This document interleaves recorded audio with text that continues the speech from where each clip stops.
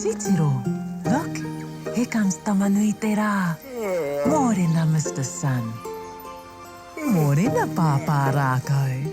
Kia ora, my name is Kōkā. Here in the forest with me, the 5 Patupaiarehe. Let's go and meet them. Time to wake up, Tākaro Tribe.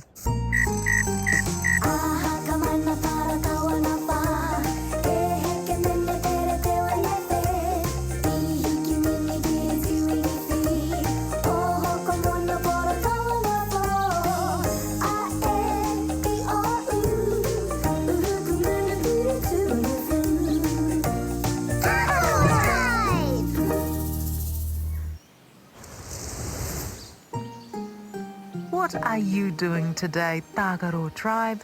We're recycling Hirihou plastics to make kete. Kete are always useful to carry all sorts of things. What do you think you'll need to carry? We don't know yet. But kete are always useful.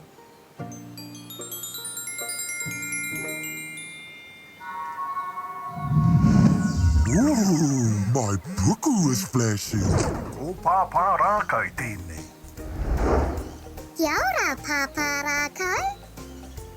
Kia ora, ā. Is everyone there? Aye. Me ētahi. Me too. Ngā mihi, Tākaro Tribe. You too, Wao. You're very special. Ngā mihi e pā. We've made some kete. Very good, eh? Āihi has asked for your help. There's a problem at the beach. Will you help him, Tākaro Tribe?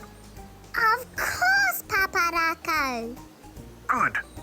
Then come and visit me after seeing Kōkā. Bring your new kete. Ka pai, let's go see Kōkā.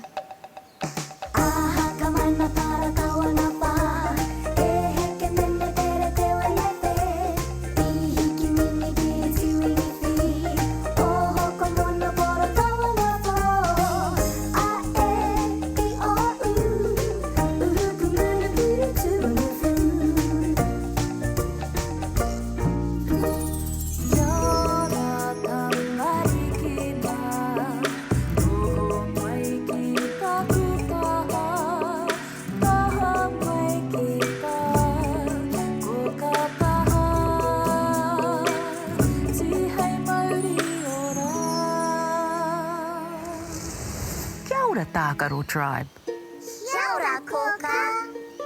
Āihi has a problem.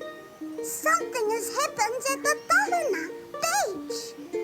Oh, we hope Āihi is okay. I know you can help him, Tākaro Tribe. Keep an eye out for Hirihou plastic. We will, Kōkā. Pāpā Rākau's calling you. Ka pai, Kōkā.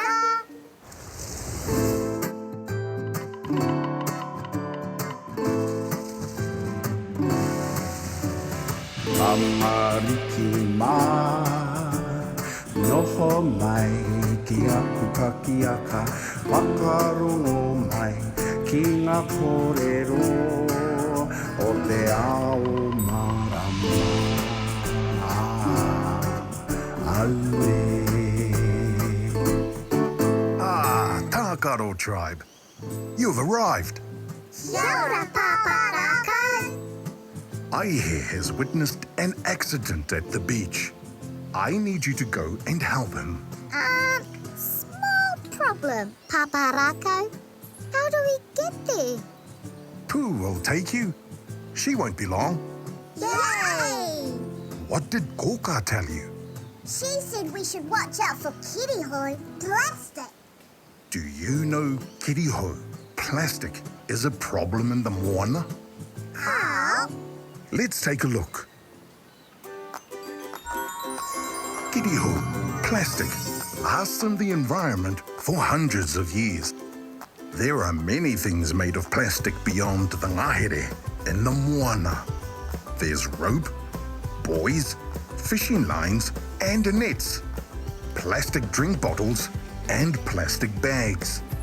We've been using peke Hirihou plastic bags to make kite, Pāpā Rākau. That's very good, E. Oh! Whoa! Whoa! Kōriake! Out of the way! Whoa! Sorry, my friends. The wind was a bit too strong. All aboard, Tākaro Tribe! Don't forget your recycling bags. Aye! Ah, you can collect pepper, paper. Aye! E, you collect the krahe, glass. Aye! E, you're on kena, cans. Or you collect parakai, waste food. And U, the plastics. Ka pai, Pāpā Rākau.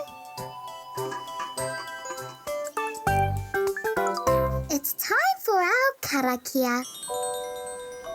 E te wānei e hora nei, tēnei te Māori ka whakapiki, ko te Māori o ngā tamariki a tāne māhuta.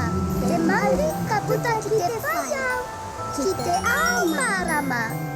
Haumie, huie, taikie!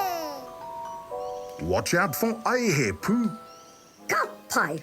All aboard, Tākaro Tribe! We're off! E noho rā, Pāpā Rākau!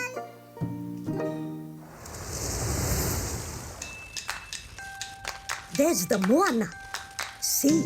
Yay! There's Āihi! Oh, he's leading us to something.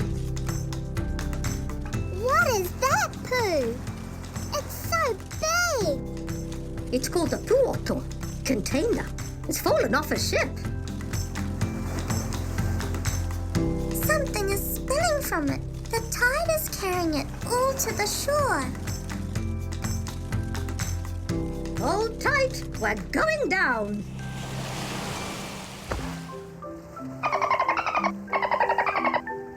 Āihi wants us to go to the water. It's covered in plastic beads. What can we do to help, Āihi?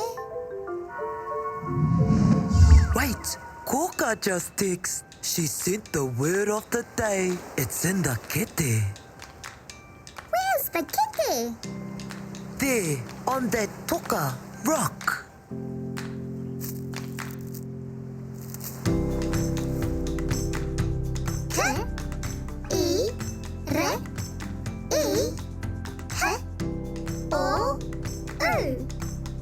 Hirihou.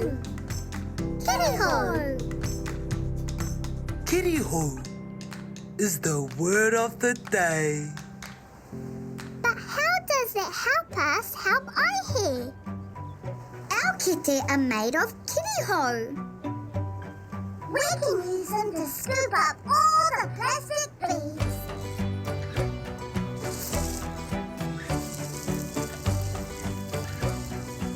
Āihi is using his beak to scoop up piri beads. We've done it! We've collected all the piri beads. Yay! Good work, Tākaro Tribe. Now it's time to go home. Goodbye, Āihi. I'm sure you're happy again. Āihi's singing, and we should sing too.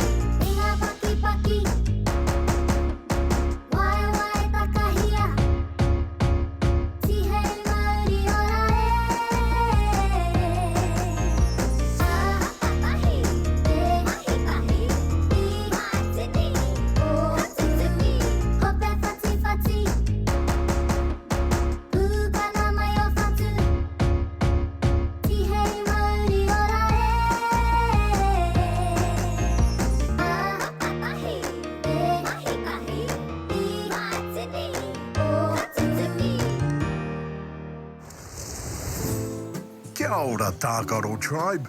You're back. We helped Āihi clear plastic beads from the beach. Ka pai.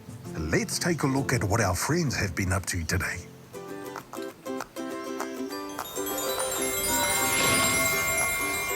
Hirihou! Hirihou! Hirihou!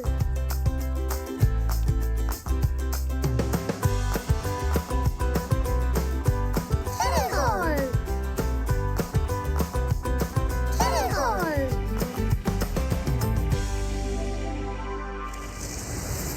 Kia ora, Tākaro Tribe. Did you have a good day? It was beautiful. Let's take another look at what you did today. First, Āihi asked to go to the moana. He showed you a lost container. Plastic beads were spilling from it. You worked with Āihi to collect the pire pire beads. Mā te mahi tahi, ka oti te mahi. And you learned a new word. Ka, I, R, I, H, O, U. Hirihou. Hirihou. That's an excellent day.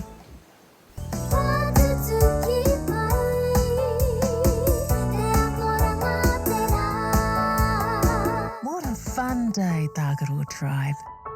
Time to say good night. Pō Mārie. Good night, Tākaro Tribe.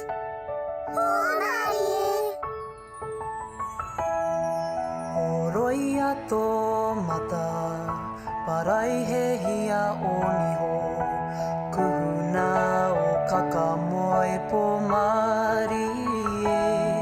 E kuhu ki te moinga, takoto iho ki rā.